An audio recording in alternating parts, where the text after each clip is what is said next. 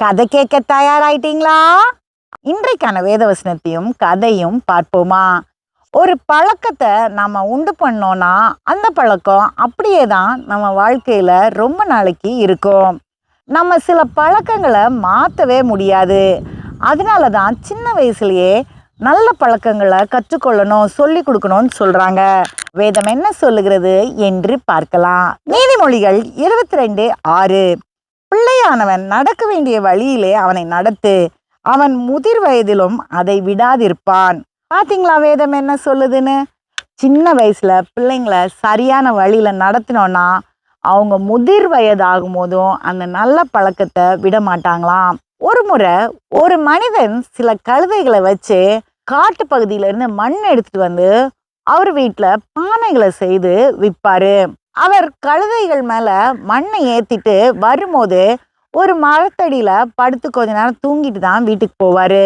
அவர் அப்ப என்ன பண்ணுவார்னா அந்த கழுதைகள் எல்லாம் ஒரு மரத்தடியில கட்டிட்டு கொஞ்ச நேரம் தூங்குவாரு. ஒரு நாள் அவர் கழுதைகளை கட்டும் போது தான் கவனிச்சாரு, ஒரு கழுதையை சுத்தி இருந்த கயிறு தொலைஞ்சு போயிருந்தது. அவர் சரி இந்த கழுதையை மட்டும் நம்ம பக்கத்துல வச்சுக்கலாம் அப்படின்ட்டு பக்கத்துல போய் வச்சுட்டு அங்க படுத்து தூங்க முயற்சி பண்ணாரு. ஆனா இந்த கழுதை ஏதாவது ஒன்று பண்ணிட்டே இருந்தது. அவரால் தூங்கவே முடியல. அந்த பக்கமா வந்த ஒரு மனிதன் சொன்னாரு, நீ ஒன்று பண்ணு, இந்த கழுதையை கூட்டிட்டு போய் அந்த மரத்துக்கு பக்கத்துல நிக்க வச்சு அது கழுத்தை சுத்தி கயிறு கட்டுற மாதிரி நடிச்சுட்டு மரத்துக்கிட்ட கட்டு. அதுக்கப்புறம் நீ வந்து படு, என்ன ஆகுதுன்னு பார்க்கலாம். இவரும் அதே மாதிரி செஞ்சுட்டு வந்து படுத்துட்டாரு. திரும்பி எழும்பி பார்த்தா கழுதை அந்த இடத்துலயே தான் கட்டின மாதிரியே நின்றுட்டு இருந்தது. அதுக்கப்புறம் அவர் கிளம்புறதுக்கு முற்பட்ட போது எல்லா கழுதைகளையும் அவுத்து விட்டுட்டாரு. இந்த கழுதையை அவுக்கல, நடக்க ஆரம்பிச்சிட்டாரு. அப்பதான் கவனிச்சாரு, இந்த கழுதை நடக்கவே ஆரம்பிக்கல, அங்கேயே தான் நின்றுட்டு இருந்தது. இவர் அதை கூப்பிட்டு கூப்பிட்டு பார்த்தாரு, ஆனா அது வரவே இல்லை.